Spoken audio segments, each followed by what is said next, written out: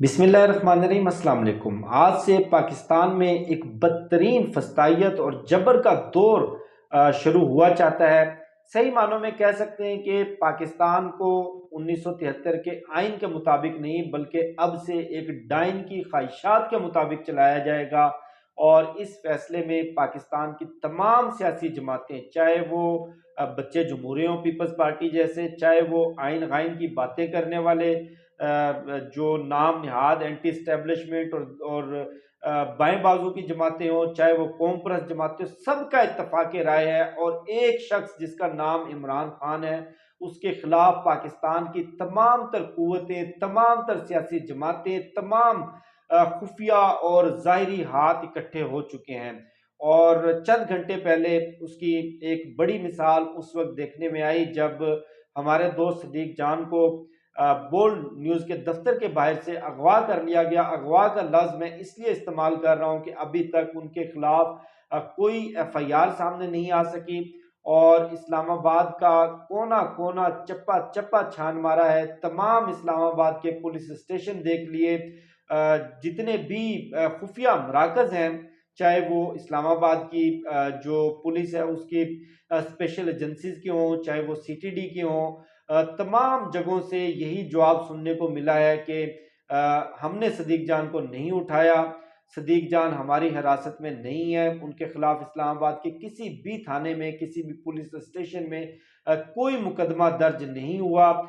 اور صدیق John F آئی اے کی تحویل میں بھی نہیں ہے۔ کس نے صدیق جان کو اٹھایا، کہاں ان کو رکھا گیا ہے اور ان کے ساتھ کیا سلوک کیا جا رہا ہے، یہ پاکستان کی جمہوریت پر، پاکستان کے آئین پر، پاکستان کی عدلیہ پر، پاکستان کے نظام عدل پر، اور سب سے بڑی بات پاکستان کی صحافتی برادری اور آرٹیکل 19 آزادی اظہار رائے کے اوپر ایک بہت بڑا تمانچہ ہے۔ اور کچھ جو ڈیٹیلز اب تک سامنے آئی ہیں اور کچھ لوگوں سے جو بات ہوئی، کچھ اپنے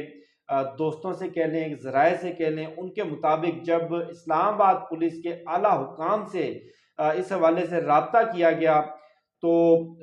میں آپ کو بڑے وثوق سے کہہ سکتا ہوں کہ اسلام آباد پولیس کے نمبر 2 نمبر 3 نے جو جواب دیا وہ یہ تھا کہ صدیق جان کو اسلام آباد پولیس نے گرفتار نہیں کیا، ان کے خلاف کسی بھی تھانے میں نہ تو کوئی درخواست ہے، نہ کوئی ایف آئی آر ہے۔ ہاں اتنا بتا سکتے ہیں کہ جن لوگوں نے ان کو اٹھایا ان کا نام لیتے ہوئے، ان کی طرف اشارہ کرتے ہوئے ہمارے پر جلتے ہیں۔ اب پر ایک بڑے اعلیٰ افسر کے کس کی طرف اشارہ کرتے ہوئے جلتے ہیں، یہ آپ بھی سمجھ سکتے ہیں، میں بھی سمجھ سکتا ہوں، تمام پاکستانی، تمام محب وطن جو اوورسیز پاکستانی ہیں اور جتنے بھی لوگ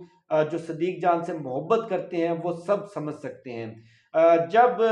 یہ آپ کہہ لیں کہ اشارہ ملا یا یہ کہہ لیں کہ ایک ڈائریکشن ملی، تو اس کے بعد مختلف ذرائع سے، جس میں انور رضا صاحب جو اسلام آباد پریس کلب کے صدر ہیں، اس کے علاوہ صحافتی تنظیمیں، سمیع ابراہیم صاحب، تمام لوگوں نے اپنے اپنے ذرائع سے رابطے کیے، اور سب سے زیادہ ایفرٹس میں اپریشیٹ کروں گا کہ عابد اندلیب صاحب نے، جو ہمارے دوست ہیں، انہوں نے کی، انہوں نے ذاتی دلچسپی لے کر اب بہت سارے لوگوں کو اپروچ کیا، اور ایک جگہ سے میں آپ کو بتا سکتا ہوں، ایک جگہ سے بڑے ایک باثر حاضر سروس، ایک کہہ لیں کہ میں نہ تو ان کے عہدے کا نام لینا چاہتا، نہ میں ان کے ادارے کا نام لینا چاہتا، لیکن میں بتا سکتا ہوں کہ ایک بہت بڑے باثر افسر نے یہ جواب دیا کہ میرا بھی دل دکھی ہے اور میں بھی بے حد ڈپریس ہوں، لیکن میں مجبور ہوں، میرے ہاتھ پاؤں بندھے ہیں، اور وہ جن کے یہ الفاظ ہیں، میں آپ کو یہ بتا سکتا ہوں کہ ان کے ایک اشارے سے، ان کے ایک حکم سے، ان کی ایک مداخلت سے پورا اسلام آباد ہل سکتا ہے۔ پورا اسلام آباد کیا کہ اسلام آباد کے بڑے بڑے ادارے ہل سکتے ہیں، لیکن وہ یہ کہہ رہے ہیں کہ میں مجبور ہوں، میرا دل دکھی ہے، میں صدیق جان کو جانتا ہوں، میں اس سے محبت کرتا ہوں، لیکن میں کچھ نہیں کر سکتا، میرے ہاتھ بالکل بندھے ہوئے ہیں۔ لیکن اس کے ساتھ ساتھ انہوں نے یہ کہا کہ اس ظلم میں، اس بربریت میں جو سب سے بڑا قصوروار ہے وہ تمہاری اپنی صحافی برادری ہے، یہ سب بکاؤ ہیں، یہ سب اندر سے ملے ہوئے ہیں، یہ سب اس فاشسٹ، اس ایک فسطائیت بھری رجیم کو اندر سے سپورٹ کر رہے ہیں۔ اور اگر یہ بلند آواز میں، اگر یہ ایک یکجا ہو کر جد و جہد کریں، اپنی آواز بلند کریں، مہم چلائیں، تو صدیق جان چند گھنٹوں میں باہر آ سکتا ہے۔ لیکن جن لوگوں نے ان کو اٹھایا ہے، صدیق جان کو، اور جس جگہ بھی ان کو رکھا گیا ہے، ان کا قطعی مقصد ان کو گرفتار کرنا نہیں، ان کے خلاف کوئی الزام یا کہہ لیں کہ کوئی قانون شکنی کا ٹرائل کرنا نہیں۔ ان کا مقصد صرف اور صرف ایک ہے کہ یہ جو ایک حق اور سچ کی آواز ہے، اس کا گلا گھونٹنا، صحافیوں کو، حق اور سچ کی آواز بلند کرنے والوں کو ڈرانا، دھمکانا، ان تک یہ پیغام پہنچانا کہ آج صدیق جان کو اٹھایا ہے، کل تمہاری باری بھی آ سکتی ہے۔ اور بزدل اتنے ہیں کہ یہ اختلاف رائے کو برداشت نہیں کر سکتے۔ یہ دو جو آپ کہہ لیں کہ انتہائی نرم انداز میں، انتہائی نرم لہجے میں کیے جانے والے، ادا کیے جانے والے چند الفاظ سے ڈرتے ہیں۔ اور اب ان کا جو مقصد کہہ لیں، یا آپ کہہ لیں کہ ان کی جو پلاننگ ہے،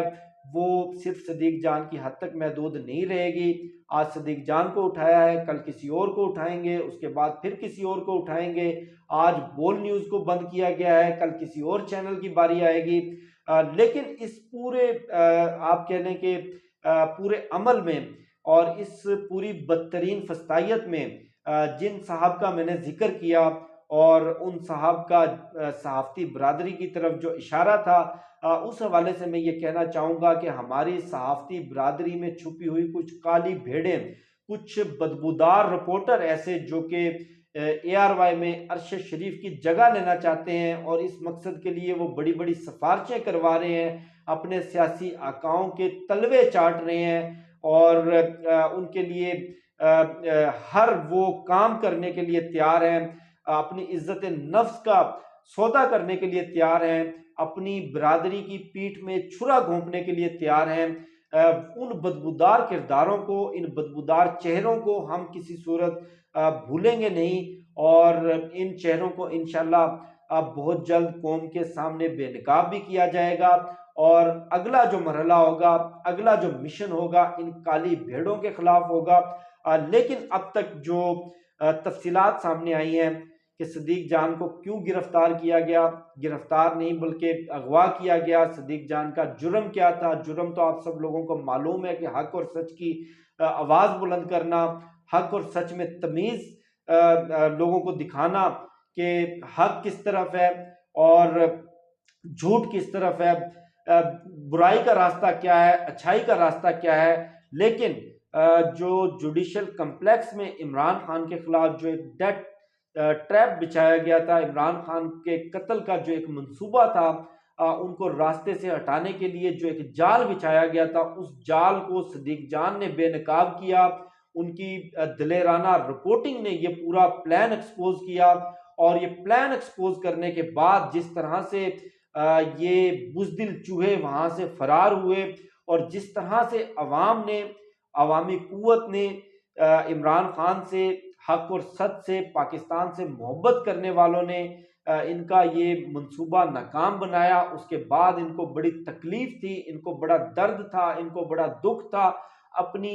اس انا کی تسکین کے لیے، اپنے اس درد کا مداوع کرنے کے لیے انہوں نے صدیق جان کو اغوا کیا ہے، اور ابھی تک کی اطلاعات جو ہیں ان کے خلاف کوئی FIR نہیں، کوئی درخواست نہیں، کسی تھانے میں اتا پتہ نہیں، نہ صحافتی تنظیموں کے نمائندوں کو بتایا جا رہا ہے، نہ پریس کلب کے صدر کو بتایا جا رہا ہے، نہ PFUJ کے صدر افضل بٹ صاحب کو کچھ بتایا جا رہا ہے۔ تمام لوگ رات گئے تک کوششوں میں مصروف ہیں، اور ادھر ادھر مختلف تھانوں میں بھی تلاش جاری ہے۔ جو